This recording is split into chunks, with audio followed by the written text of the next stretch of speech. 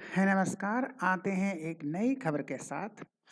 सरकार ने 70 lakh mobile number को सस्पेंड कर दिया। 70 लाख मोबाइल नंबर्स बंद कर दिए। ये 70 लाख मोबाइल नंबर्स क्यों बंद किया, यही देखेंगे। उसके साथ दो चीज़ें और समझेंगे। ये स्मिशिंग जो है एक नया फ्रॉड का तरीका है। फ्रॉड होते रहते हैं, तो फ्रॉड का, फाइनेंशियल फ्रॉड का, रुपए पैसे में जो धोखाधड़ी होता है, उसमें स्मिशिंग एक नया वर्ड आया है। तो इस स्मिशिंग को समझते हैं। और यूको बैंक किस तरह से 820 करोड़ रुपए का चूना लग गया, यह भी देखते हैं।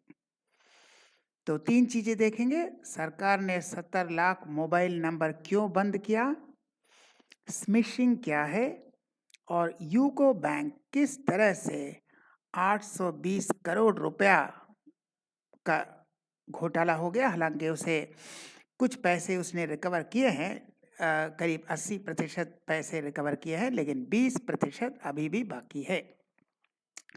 तो देखते हैं ये मोबाइल फ्रॉड क्या है और स्मिशिंग क्या है, और यूको बैंक किस तरह से 820 करोड़ रुपए का नुकसान हुआ। तो 820 करोड़, इसमें से 649 करोड़ यूको बैंक वापस पाया है, वापस उसने रिकवर किया है। ये करीब करीब 80% के करीब है, लेकिन 20% या 21% अभी भी बाकी है, अभी भी उनको नहीं मिला है। तो देखते हैं क्या मामला है और किस लिए सरकार ने 70 लाख मोबाइल नंबर्स को सस्पेंड किया। तो पहले यूको बैंक 10 से 13 नवंबर के दौरान कोलकाता स्थित यूको बैंक ने किसी भी बैंक से पैसे की वास्तविक रसीद के बिना तत्काल भुगतान सेवा आईएमपीएस के माध्यम से अपने ग्राहकों को 820 करोड़ रुपए का गलत क्रेडिट दिया। आईएमपीएस आया तो उसने उसके खाते में पैसे ट्रांसफ़र किए, लेकिन ओरिजिनल पैसा आया ही नहीं, वैसे ही वो क्रेडिट हो गया। तो बैंक को पैसा मिला नहीं। कोई ट्रांसफ़र कर रहा है तो मेरे बैंक से यूको बैंक को पैसा जाएगा, उसके बाद वो क्रेडिट करेगा, लेकिन उसे पैसा आया ही नहीं, उसने दूसरे के अकाउंट में पैसा क्रेडिट कर दिया। इस तरह से 820 करोड़ सिर्फ 3-4 दिन में, 10 से 13 नवंबर, 3-4 दिन के अंदर इस तरह से 820 करोड़ आईएमपीएस के जरिए, जो इमीडिएट है, इमीडिएट मोबाइल पेमेंट सिस्टम, तो उसने 820 करोड़ रुपए ट्रांसफर कर दिए, लेकिन उसको पैसा मिला ही नहीं। फिर उसने बैंक के खातों को ब्लॉक कर दिया, जिसको जिसको पैसा दिया ब्लॉक कर दिया, और 820 करोड़ रुपए में से 600 उनचालीस 649 करोड़ रुपए, यानी लगभग 79 या 80% का रिकवरी किया, उस अकाउंट को ब्लॉक कर दिया। लेकिन बाकी 20% अभी भी बाकी है। किसी ने पैसा उठा लिया, किसी ने अकाउंट बंद कर दिया, अब वो पैसा नहीं मिल रहा है, 20% पैसा नहीं मिल रहा है।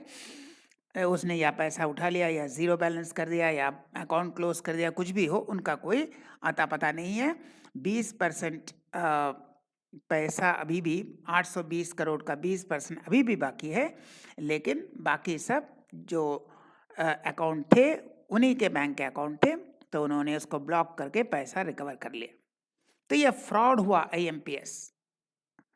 अब एक नया टर्म आया है इस फ्रॉड का, स्मिशिंग। स्मिशिंग क्या है? एसएमएस और फिशिंग को मिलाकर यह शब्द बना है। एसएमएस तो आप जानते हैं, एसएमएस भेजते हैं आप, जब व्हाट्सएप नहीं भी है तो एसएमएस से भेजते थे पहले। और फिशिंग क्या है? आपको लगेगा कि यह बैंक से आ रहा है, लेकिन वो बैंक का है नहीं, कोई फ्रॉड आदमी भेज रहा है। फ्रॉड आदमी भेज रहा है, लेकिन आपको लगेगा यह बैंक का मैसेज है, तो इसको कहते हैं फिशिंग। आपको लगता है यह बैंक से आ रहा है या सरकार से मैसेज आ रहा है, या किसी विश्वसनीय सोर्स से यह मैसेज है आपको लगेगा, लेकिन वह भेज कौन रहा है? एक फ्रॉड आदमी। इसको फिशिंग कहते हैं। और एसएमएस तो जानते हैं, तो एसएमएस के जरिए फिशिंग यानी आपको एसएमएस आया बैंक से, लेकिन वो बैंक से नहीं है, वो किसी फ्रॉड आदमी से है, तो इसको स्मिशिंग कहते हैं। इसी को साइबर धोखाधड़ी के लिए, धोखा देने के लिए इस्तेमाल किया जाता है। गलत एसएमएस जो लोगों को लगे ये बैंक से आ रहा है, लेकिन एक्चुअली वो बैंक का नहीं है। अब डिजिटल धोखाधड़ी पर लगाम लगाने के उद्देश्य से सरकार ने संदिग्ध लेन देन के कारण देखा, भाई यहाँ कुछ गड़बड़ घोटाला चल रहा है, यहाँ लाल डायरी चल रहा है, जहाँ पर थोड़ा लाल डायरी का सुगंध है, उसने 70 लाख मोबाइल नंबर को सस्पेंड कर दिया, क्योंकि यहाँ सस्पिशियस है, कुछ संदिग्ध है, कोई गड़बड़ नजर आता है। वित्तीय सेवा सचिव जो financial service secretary Vivek Joshi ने कहा कि बढ़ते डिजिटल भुगतान धोखाधड़ी को रोकने के लिए, तो डिजिटल पेमेंट में जो धोखाधड़ी होता है उसको रोकने के लिए बैंकों को सिस्टम और प्रक्रियाओं को मजबूत करने के लिए भी कहा गया है। सब बैंकों से कहा गया है कि आप इस यूको बैंक की तरह गलतफहमी में मत रहिए, अपना सिस्टम और अपना प्रोसेसिंग को मजबूत कीजिए, ताकि यह स्मिशिंग के जरिए कोई आपको चूना न लगा सके, कोई धोखा न दे सके। बैंक को भी अपना सिस्टम मजबूत करना है। राज्यों को आधार सक्षम भुगतान प्रणाली, आधार इनेबल्ड पेमेंट सिस्टम, जिसको एईपीएस, आधार इनेबल्ड पेमेंट सिस्टम, इस धोखाधड़ी से संबंधित मुद्दों पर गौर करने के लिए कहा गया है। और फाइनेंस मिनिस्टर निर्मला सीतारमण ने क्या कहा? हम लगातार वही कर रहे हैं जो आवश्यक है।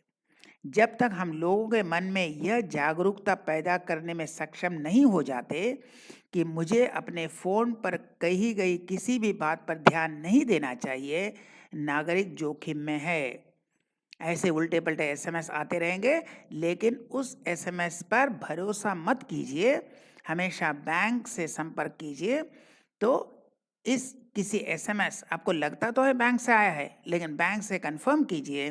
कभी किसी एसएमएस पर विश्वास न कीजिए। जब तक यह जागरूकता नहीं होता, तब तक ऐसे फ्रॉड होते रहेंगे। यानी नागरिक जब तक जागरूक नहीं होता, जब तक कस्टमर्स जागरूक नहीं होते, तब तक यह धोखाधड़ी चलता रहेगा। हम फिर मिलेंगे ऐसे और वीडियो के साथ, तब तक के लिए नमस्कार।